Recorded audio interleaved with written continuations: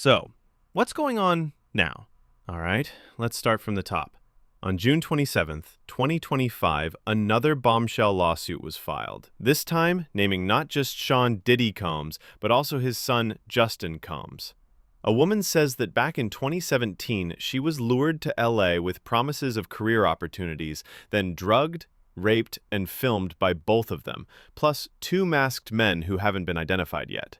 She says she had no reason to think anything bad would happen. It all sounded legit. She got in contact with someone from Diddy's inner circle, and they pitched it like she was being invited to meet the right people, maybe work with a label, or get booked for events. Basically, they sold her a dream. So she packed her bags and flew to Los Angeles, excited, nervous, hopeful. And then, according to her, she was thrown into a nightmare she never saw coming. This wasn't some random house party either. It all allegedly happened in a luxury hotel with Diddy and Justin acting like they were doing her a favor. But behind all the hospitality, she says the setup was cold and calculated. What she says happened. Once she was in that hotel room, she says she was offered drinks, and things seemed fine at first. But after just a couple sips, she started feeling off, dizzy, disoriented. She said it felt like her body was shutting down, like her limbs didn't work properly. And then everything went dark. When she came to, she says she was in a different room, naked, disoriented, and surrounded by people. According to her, Diddy and Justin were both involved in the sexual assault, along with two masked men who came in at some point. She wasn't able to move, speak, or fight back. She describes the feeling as being trapped inside her own body, aware but paralyzed. And here's the sickest part. She says they filmed it. Cameras were visible. Phones were out. She remembers flashes and movements but couldn't do anything about it. She believes the whole thing was planned, rehearsed even, like this was something they've done before. This wasn't a one-time mistake or misunderstanding. It felt like a routine. She also mentions hearing laughter and casual conversation during and after the assault, as if this was all normal to them. That part really stuck with her. And honestly, it's horrifying to imagine. Why now? Why speak up after all these years? A lot of people might say, why didn't she speak out back in 2017? But the answer isn't simple. For one, she was terrified. Diddy is one of the most powerful figures in the industry. Billionaire status, global influence, media control. Speaking out against someone like that, especially when you're just trying to survive, feels impossible. Also, it's important to understand the psychological damage that comes with this kind of trauma. She says she spent years dealing with shame, confusion, fear of not being believed, and fear of retaliation.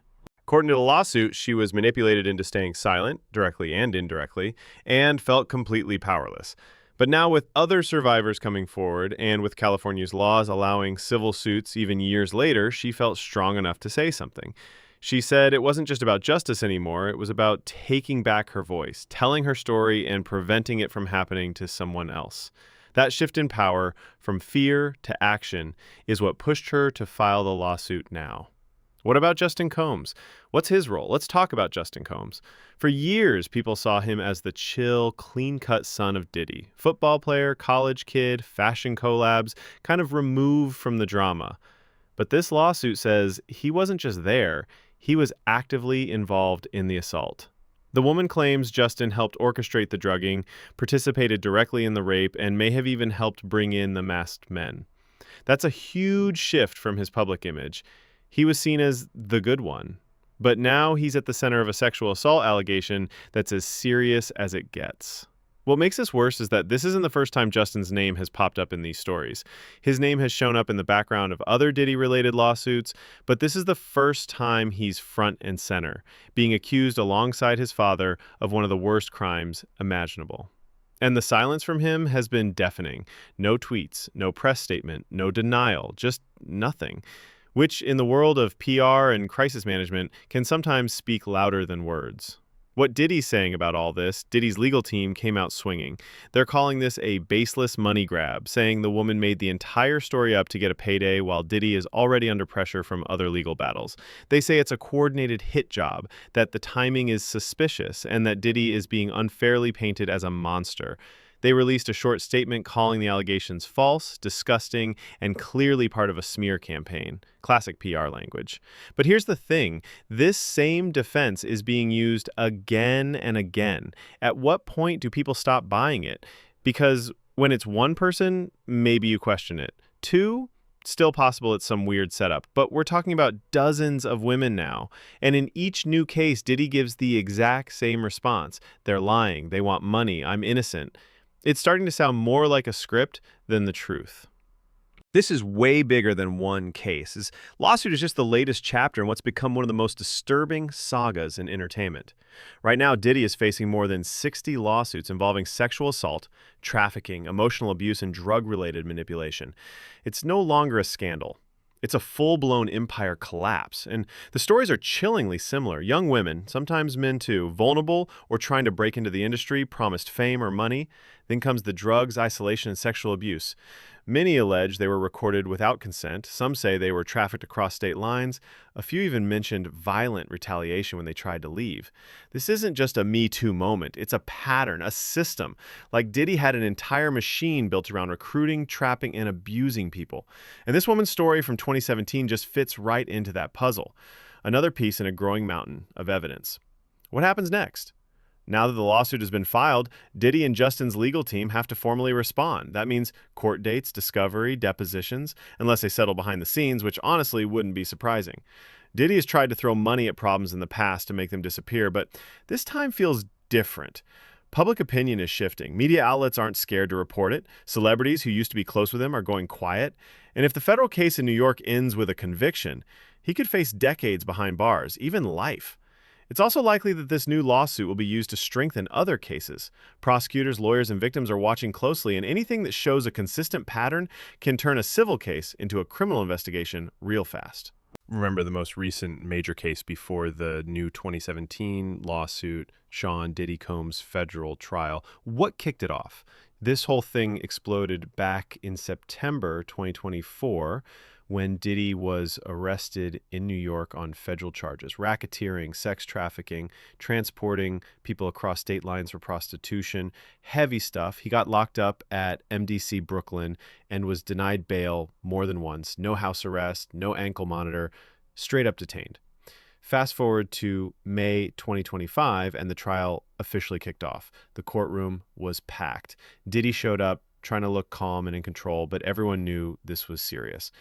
The trial was expected to last over 7 weeks, and the stakes were sky high. If convicted, he could be looking at 15 years to life.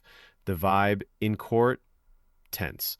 This wasn't just about one accusation. It was about whether one of the most powerful men in music ran a decades-long operation built on abuse, intimidation, and exploitation. What the prosecution said happened. Prosecutors painted a picture of Diddy not just as a celebrity, but as the head of a criminal enterprise.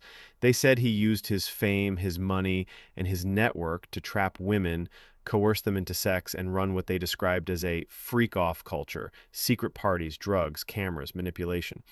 They brought in 34 witnesses, including ex-girlfriend Cassie Ventura, who described being in a toxic, controlling relationship where Diddy allegedly beat her, drugged her, and forced her into non-consensual encounters with others, all while recording it. One of the big pieces of evidence was a video from 2016 showing Diddy attacking Cassie in a hotel hallway. That footage alone caused an uproar online when it leaked. Another key witness, referred to as Jane, said Diddy promised her fame, flew her out, and then got her hooked on drugs and used her for sex. The feds argued this wasn't random. This was a repeating pattern, part of a system Diddy built and protected with threats, surveillance, and even violence. Trial drama and courtroom highlights. The trial had its fair share of wild moments. Early on, a juror got dismissed for lying about their address, said they lived in the Bronx but actually lived in New Jersey. That messed with the selection process and caused a delay. One of Diddy's own lawyers, Anthony Rico, withdrew from the case in February. No public explanation, but people speculated it had to do with disagreements over strategy. Inside MDC Brooklyn, Diddy was reportedly involved in a lockdown during a prison riot. He was even sharing a unit with Sam Bankman-Fried at one point. Yeah, wild crossover. By the time the prosecution rested their case, they'd called 34 witnesses, shown videos, texts, and old NDA documents, and laid out years of disturbing claims. Diddy's team, on the other hand, didn't call a single witness. He also chose not to testify, which was a big gamble. Hey, before you go, let me quickly tell you about something cool. If you want to start making money from home using just your phone or computer, I put together a straightforward course. No fluff, and it's only $10. Super simple stuff that can get you on the right track to making cash online. And if what you really need is to take care of your mind and mental health, I've got a course for that too, focused on mental wellness, and it's just $17, made with a lot of care for anyone feeling stressed or overwhelmed and needing a fresh start. Both courses are at special prices for a limited time, so grab them while it's easy. The link's in the description. Hope to see you there. Thanks for watching till the end. Catch you in the next video.